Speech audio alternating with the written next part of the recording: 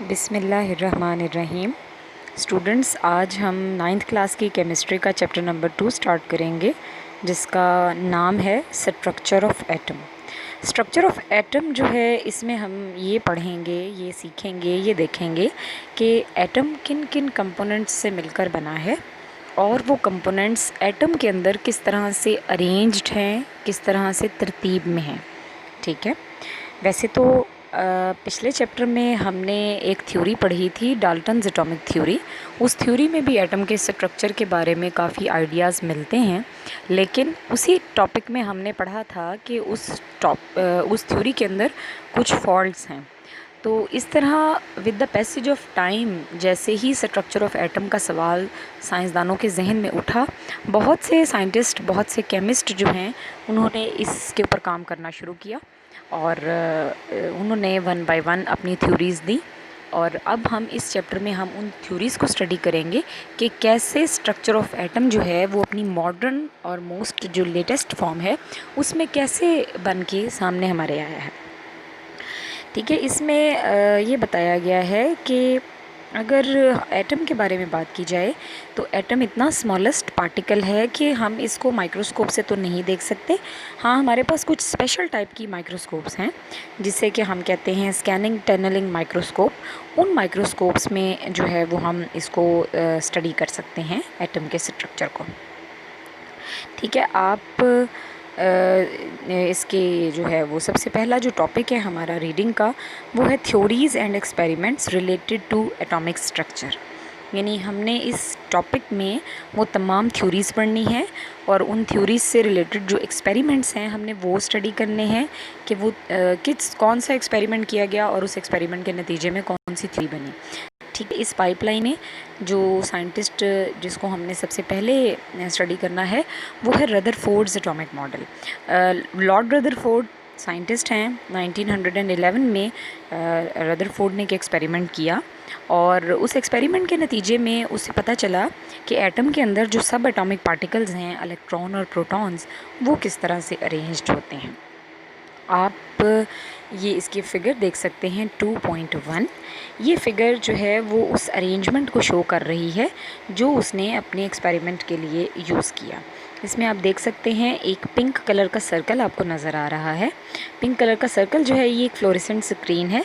इस fluorescent screen के अंदर उसने एक गोल्ड की फॉइल रखी, यानी सोने का वर्क रखा, बहुत बारीक, जैसे चांदी के वर्क होते हैं मिठाइयों वगैरह पे लगते हैं, बिल्कुल इसी तरह सोने के वर्क भी होते हैं।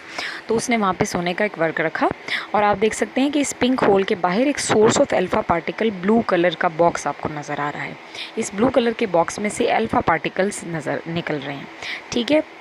अब उसने क्या किया, उसने अल्फ़ा पार्टिकल्स की बम्बार्डमेंट करवाई, बीम ऑफ अल्फ़ा पार्टिकल्स को उसकी लिया और उसकी बम्बार्डमेंट करवाई किस पे, गोल्ड फॉइल पे, यानी सोने का वर्क जो उसने फ्लोरेसेंट स्क्रीन के अंदर रखा।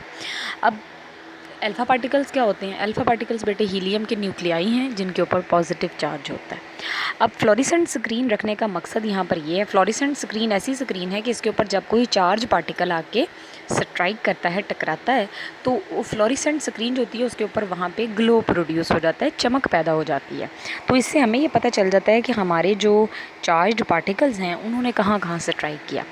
तो जब उसने अल्फ़ा पार्टिकल्स की बम्बार्डमेंट करवाई गोल्ड फॉइल पे और उसने कुछ टाइम के लिए अपना एक्सपेरिमेंट रन किया, उसके बाद जब उसने उस अल्फ़ा पार्टिकल्स की बम्बार्डमेंट को स्टॉप करवा के उस फ्लोरेसेंट स्क्रीन को उतारा, तो उसको कुछ नताइज मिले, यानी उसको कुछ जगहों पे रोशनी के जो थे वो पॉइंट्स नज़र आए फ्लोरेसेंट स्क्रीन पे। उसने उन रोशनी के पॉइंट्स को मद्देनज़र रखते हुए अपने यानी ऑब्जर्वेशंस दी, अपने रिज़ल्ट्स दिए और रिज़ल्ट्स देने के बाद उसने अपना एटॉमिक मॉडल जो है वो दिया। ठीक है। अब इसमें ये जो टॉपिक है 2.1.1.1, इसमें जो है वो उसकी डिटेल्स हैं एक्सपेरिमेंट की।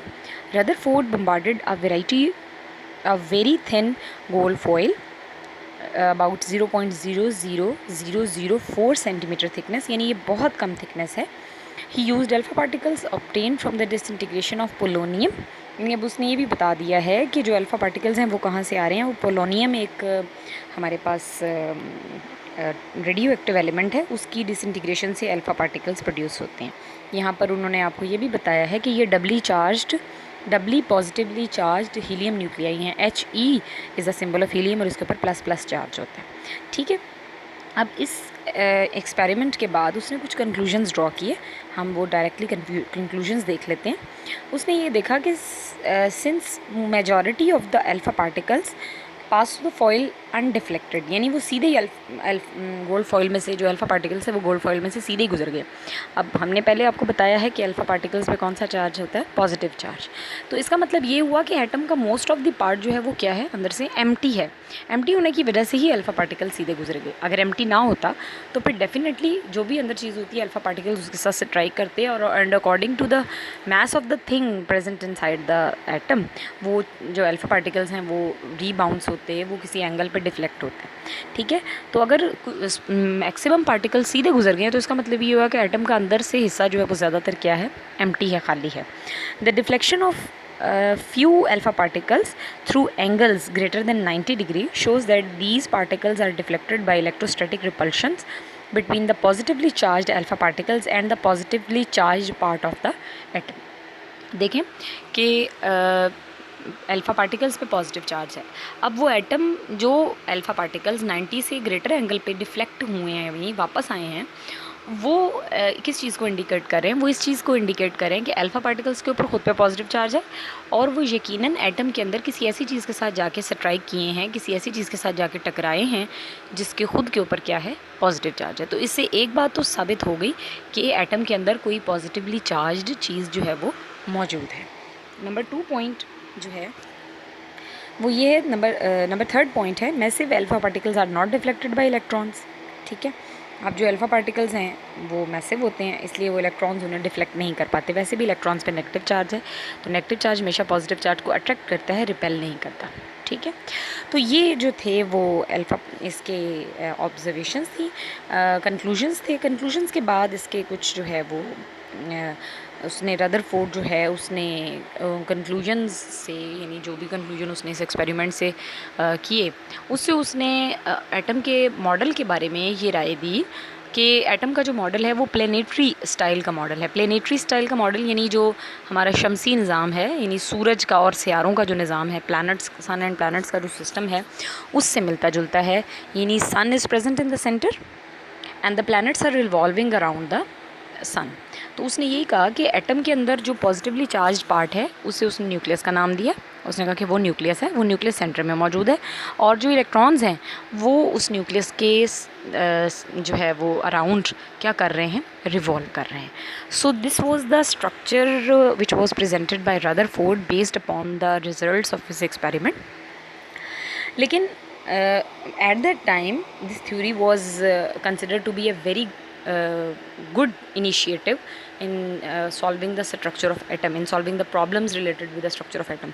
But later on, the later researchers in the classical and physics, in classical physics की जो अगर हम बेसिक्स को स्टडी करें तो उसके अकॉर्डिंगली रदरफोर्ड के एटॉमिक मॉडल में कुछ डिफेक्ट्स हैं। तो ये डिफेक्ट्स क्या हैं? There are 2 defects in the Rutherford's atomic model. ठीक है, सबसे पहली जो है वो ये है, क्लासिकल फ़िज़िक्स ये कहती है कि जब भी कोई चार्ज पार्टिकल मूव करता है तो वो एनर्जी एमिट करता है। ठीक है, अब जब वो एनर्जी एमिट करता है तो डेफिनेटली वो क्या होता जाएगा, वो करीब से करीब आता जाएगा न्यूक्लियस के। इसकी मिसाल ऐसी है कि अगर हम एक लट्टू घुमाते हैं, ठीक है, पहले वो घूमता रहता है, जब उसके अंदर पोटेंशियल एनर्जी हमने उसको प्रोवाइड की होती है वो काइनेटिक एनर्जी में चेंज होती रहती है, वो घूमता रहता है। लेकिन अल्टीमेटली क्या होता है कि उसकी एनर्जी ख़त्म हो जाती है, लूज़ हो जाती है और वो अपने सेंटर पे ही गिर जाता है। ठीक है, तो बिल्कुल इसी तरह जो इलेक्ट्रॉन्स हैं, अगर वो चार्ज पार्टिकल्स हैं और वो न्यूक्लियस के अराउंड रिवॉल्व कर रहे हैं तो अल्टीमेटली उन्हें भी अपनी एनर्जी लूज़ करनी है, और जब वो एनर्जी लूज़ करेंगे they will fall on the centre. And what is the centre? Centre is the nucleus of the atom. तो न्यूक्लियस जो है that carries the positive charge. तो जब नेगेटिव चार्ज पॉजिटिव चार्ज पे गिर जाएगा तो उससे क्या हो जाएगा, atom will be collapsed, atom collapse हो जाएगा। तो पहला जो है वो इसका सबसे जो मेन डिफेक्ट था वो यही था कि इसने स्टेबिलिटी ऑफ एटम को एक्सप्लेन नहीं किया, because atom is a stable particle, और उसने इस चीज़ को एक्सप्लेन नहीं किया। सेकंड पॉइंट जो था वो इसका पॉइंट डिफेक्ट ये था कि अगर कोई चार्ज पार्टिकल है तो जब वो मूव करता है तो वो कॉन्टीन्यूसली एनर्जी एमिट करता है, ठीक है।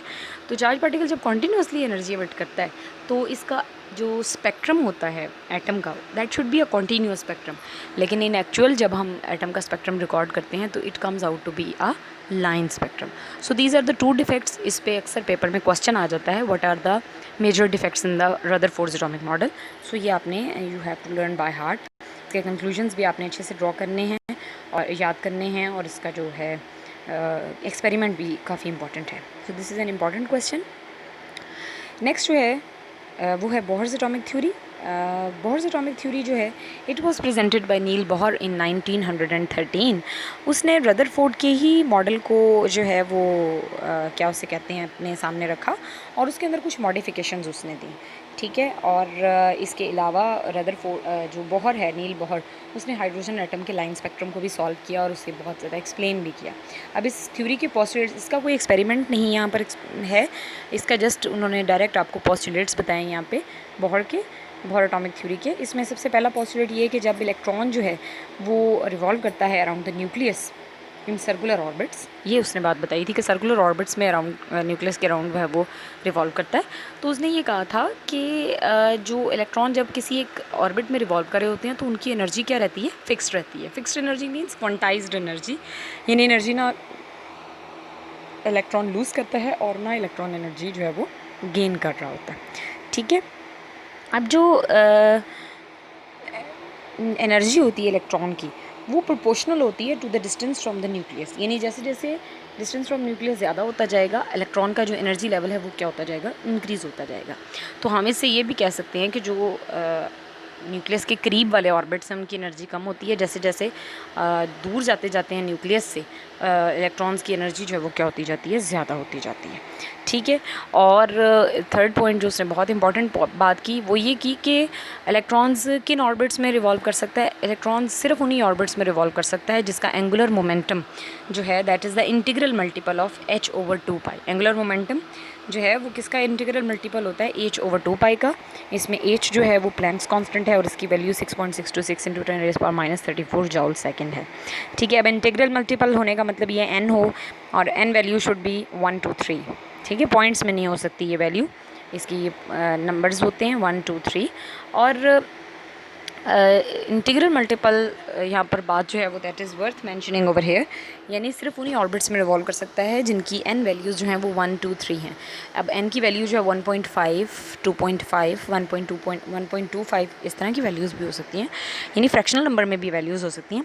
लेकिन हमने इलेक्ट्रॉन्स ने उन्हीं सिर्फ ऑर्बिट्स में रिवॉल्व करना है जिनकी वैल्यू जो है वो इंटीग्रल होती है, यानी 1 2 3 पूरी पूरी वैल्यू होती है, पॉइंट्स में वैल्यू नहीं होती, ठीक है। पॉइंट नंबर 4 है कि जब भी इलेक्ट्रॉन या एटम लाइट एब्जॉर्ब करता है तो जो इलेक्ट्रॉन्स हैं वो लोअर एनर्जी ऑर्बिट से जंप करके कहाँ चले जाते हैं, हाई एनर्जी में, ठीक है। और जब हाई एनर्जी में जाते हैं, जो हाई एनर्जी से लो एनर्जी में वापस गिरते हैं इलेक्ट्रॉन्स, तो वो जितनी एनर्जी उन्होंने एब्जॉर्ब की होती है उतनी एनर्जी एमिट कर देते हैं। And the last point is that कि जो एनर्जी वो एमिट करता है इलेक्ट्रॉन वो किसके इक्वल होती है, वो दोनों ऑर्बिट्स यानी जिनके अंदर इलेक्ट्रॉन की ट्रांजिशन हुई है, यानी एक ऑर्बिट जहाँ से जंप करके वो दूसरे हाई एनर्जी ऑर्बिट में गया है, तो वो जो इलेक्ट्रॉन ने जो एनर्जी वापस लोअर एनर्जी ऑर्बिट में आते वक्त एनर्जी रिलीज़ करनी है वो किसके इक्वल होती है, the delta E change in energy is equal to E2 - E1, where E2 is the energy of the high energy orbit and E1 is the energy of the lower orbit. So this is the topic for today, and in figure 2.2 you can see the Bohr's model of atom, ठीक है। इसमें आप देख सकते हैं centre में positive charge है, n is equal to 1 2 3 4 5 6 7 तक जो है वो n की वैल्यूज़ दिखाई गई हैं।